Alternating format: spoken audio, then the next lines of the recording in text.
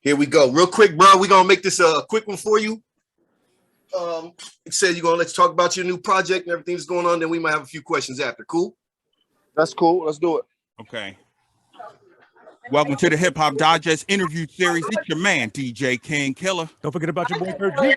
And of course, it's E Green. And on this special interview series tonight, we got the man, we got the Capo, we got Jim Jones up with us tonight. What's happening, brother? Ain't nothing too much. How y'all feeling? We good, real bro. Good, real good. So you got a new project. Oh, wait. There's something we got to do. There's a little bit of business we got to do. Well, first. All right. Go ahead, King Killer, get that business done. All right, no doubt. Welcome to the Hip Hop Digest, sir. We got some standard questions we like to ask people who come on. First question is, what is your personal top 3 MCs? Personal. They ain't gotta be famous. They could be just niggas you grew up with. Tupac, KRS-One, Rakim. Okay. Wow. Okay. That's what's up. All New York, no doubt. No doubt. And what was your first rap record, tape, CD, whatever that you bought with your own money? My first rap record I didn't buy. I stole it. It was a Snoop Dogg CD out of HMV. Oh, and he said where? Yeah, you said the exact store and everything. Yeah, I remember that. That was my senior year in high school. Snoop dropped that shit. It was on Tuesday. We went right up in there and stole them shits. You just had to have it, huh? Nigga got to have that shit. No doubt. So let's get to the meat now. You got a project coming out. What's happening? What got you back in the studio, man? We got a Gangsta Grills dropping. Shout out to DJ Drama. Got a single out right now. We set the trends with the Migos. Shit.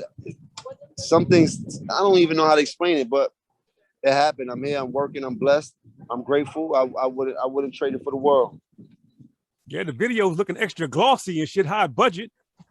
Yeah, we dropped a couple dollars on the video. It was Migos. I had to do something. I couldn't do it half-ass, All right. No doubt. I have to say, I will give you some credit in the fact that I think a lot of guys, saying older guys, statesmen in the game, you look natural in that video. There's a lot of guys who couldn't pull that off, but you really look natural in that video. Yeah, I wouldn't do something that's out of pocket. I wouldn't take myself out of my element. I know it's a young game, so it's not something I'm chasing, but at the same time, I'm trying to meet at the medium where, the young niggas still respecting the drip and my core crowd still love me for what I'm doing and keep moving. Okay. That's what's good. Hey, I got a general question. You being from Harlem and, and knowing all the particular names or whatever, I just kind of wanted to run through some names. I'm going to talk about the Bloodshed. First of all, Children of the Corn. Can you tell me about your experiences and we're all y'all childhood friends? Yeah, Bloodshed was one of my close childhood friends. I knew him since about the age of 6, which is actually Cameron's cousin. We grew up in the same building. We grew up in the same complex. One of the greater individuals in my life. Super talented, energy out the roof. Had a lot of love for the people he loved. Childhood great. He was always fly. Had cars at 17, 18. His blood, man. I love him. I love him dearly. So many stories in the history that I have with him. It'll always be in my heart. Okay, no doubt. So at the time, Children of the Corn was actually a thing. Were you MCing at that time? No, when Children of the Corn happened, I actually wasn't MCing. They were very young at that time, maybe 14, 15. And they started it off. I was just a fan and showing support and loving what they do because we came from the same neighborhood, and that grew into where we at now. Oh, okay. No doubt. Well, let me get one in real quick. So you've been doing this shit for a minute, yo, and you got a lot of shit popping. You've been doing a lot of things, TV, all kind of shit, movies, I'm sure even. But as you are right now, where you are right now, have you started to think about your legacy, or were you already thinking about your legacy, or what's up with that? My legacy as to what? As to a performer in the genre of music that you are in. I think my legacy is being built while I'm still alive. You heard? When I go, I'm gonna leave that to the people to carry on my legacy. If it was worth it that much to them. That's a good ass answer though. You said be dope while you're alive. I fuck with that for real. I'm sorry, King. I just had to get that one in there. Go ahead. Oh, no, it's okay, cool. Because I like to concentrate on Harlem a little bit. just your presence as far as Harlem, as far as hip hop and in the legacy, all that has come from Harlem. I guess mine is a legacy question too. I understand you still building your legacy, but you are such a big presence as far as that. How would you compare yourself to maybe some of the guys in the past from Harlem? I'm talking about maybe like a Teddy Riley, Dame Dash type of thing. They've opened up so many doors for artists like myself in Harlem, kicking the doors open, starting with people like Teddy Riley and just watching them help everybody come out of St. Nick projects and watching zoom, zoom, zoom in your boom, boom. And it's from Dougie Fresh also, It Makes Two to Make a Thing Go Right, Rob Bass, Big L. There were so many before me. And they got the saying in Harlem is one thing we must do is we must always carry on tradition. And that's all that I'm doing. And I'm just at a higher level of doing it right now. And it feels good that I'm still here and still putting on for my people and still opening doors for my people. And it still could be found in the middle of where I grew up at and giving back that inspiration. Okay. That's definitely dope. And again, you work with so many people in the industry. Do you have any favorites that you've worked with? Like artists? Yeah. Well, like Migos are some of my favorite people. They definitely put me in the same aura of Dipset whenever I look at them. When we was coming up with So Young.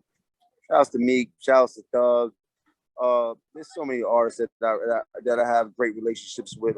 There's a few artists that I have a real friendships with. So many. Shout out to Dave, shout out to Vado, Miami, Ball Greasy, Rick Ross. Like I've been in this game for a long time, so you know I have a lot of great relationships. And it's also cool. Again, yes, this cut with the Migos is out, but do you see yourself doing more of that, being more involved with some of these younger cats? I'm not to say that the Migos are young, but like newer cats in the game. Do you see yourself doing more work like that? 100 million%. That's what I like to do. I like to reach back, help people out, give people good advice. You know, this game is tricky, and for the artists coming up, that's always been my thing, is try to help out as much as I can. And how about your TV stuff? How you feel? You still trying to make that pop more? Would you just gonna do some more of that stuff or what? Well, TV is good right now. Shout out to Revolt. I got the weather show on Revolt, the True Report, which is the weekend weather show. Look forward to any other challenges that come at me. Tonight, actually, my Christmas movie came on VH1 with Nick Cannon. That's a pretty good feeling. It was a movie. Got to shoot that. So, you know, I feel like a little bit of actor right now. Okay. So, Jim, I got to ask you, whose idea was it for you to go ahead and get with DJ Drama? What was the last thing you got? Like 2006, I think?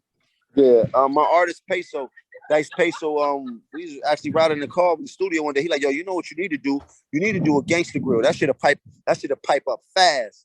And I was like, hell yeah, that should have be fire. I said, shit, I hit Drama, and Drama's like, run it.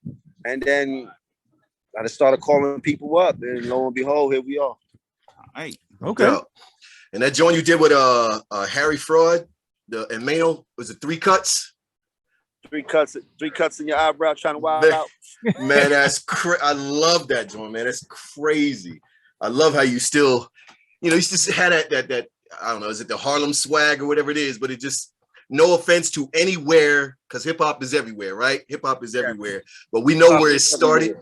We know where it started, and we know that ain't never gonna go nowhere. And I just like how you slid that in there real quick. That whole feel. Hello? Yeah, we here. You good? Yeah. Oh, no doubt. You good, Killer? Yeah. I'm good. Okay, just make sure everybody's in here. So, what else you got going on that's coming up with people besides the movie that you just talked about? Music, man. As far as the music, I've been working on 6 albums simultaneously. I got the Bird Gang album that's completed. I have the Gangsta Grill album that's completed. I'm down here in Miami finishing up the Young Berg album that's completed. I got a Spanish album out. I got the Lobby Boys with Mano. It's one more. I'm tripping, but I'm working.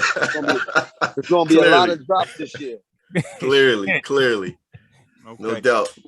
Literally a lot of shit dropping this year. So no doubt. So Jim, I like to know a little bit your thoughts when it was all said and done, versus aside or whatever your thoughts about the legacy and your experience, over at Rockefeller with Dipset. A lot of Dipset fans out there. Say that again one more time. Yeah, so I'd like to know your experience or at least your thoughts about your legacy as far as Dipset. It's a lot of Dipset fans, a lot of Rockefeller Dipset fans out there. Like I was saying, boy, I'm still alive, so the legacy ain't finished. But I do respect all the motherfucking support and all that from all the artists and from all the people and the fans. We've been doing this for a long time, so to see how much of an impact Diplomat has made is phenomenal and things like that. You know what I mean? Like, so I'm just asking for the love. I'm definitely not thinking about no legacy until I get a little bit older. Right now, I'm still living in it. No doubt. But I tell you, a lot of artists, I guess they trying to build what you got, and because you got that Dipset, I mean, that's so concrete. I guess a lot of people really like to turn to you and they like to reminisce, even though you certainly got a lot of fire still left in you. But a lot of people, I'm just saying, as a fan, probably just love, I'm a Dipset guy, or I'm a State Prop guy.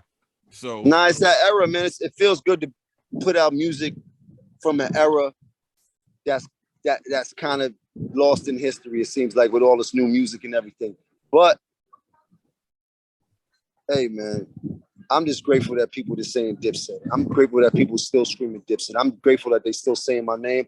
I'm grateful that when I go in the airport, people still asking for pictures. I'm grateful wherever I go, people still say my name. I'm grateful. That's it. You know what I mean? I don't know about the legacy, but I am grateful to be in this position. That's what's up.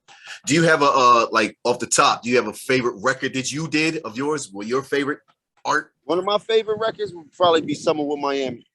Summer with Miami. That sample was crazy. What is that sample? That's one of my all-time favorite records. Kurt G, the engineer, producer. What was that sample in that Summer with Miami joint? That shit was crazy. So that's an old school sample. You can't get me about no sample. I don't know about all that shit. Okay. Don't put me no sample snitching between a rock and a hard place. Okay, my bad. I didn't mean to stick. You made it happen. The shit was hot though. Well, no doubt. But I don't know how much time we got left, but I want to look like you in the middle of a meal or something there. Are you out there in Miami? Yeah, I'm about to get ready to go inside to eat my food. So I want to make sure I get this interview done so people don't think I'm bullshitting. Work is work, you heard? Yes, sir. Right. Yes, sir. Well, do you want to give everybody knows where the fuck your IG and all that shit is, but if you want to go ahead and say where they can find you, go ahead and do that. All my social handles is Jim Jones Capo. You can pull up on there if you want to see what I'm doing or what I'm into. Besides that, we dropping some music. You can check out for the weather. We got a gym you can come work out in. We got Quarantine Studios, a platform that you can do music on. I'm here. I'm working. I'm a work in progress, and I appreciate the love. Yeah, no doubt. No doubt. All right. Well, then we about to wrap it up. And as we go, we ask all of our guests to just give us a drop. You can say whatever the fuck you want to. Just add the Hip Hop Digest show in there. I bet.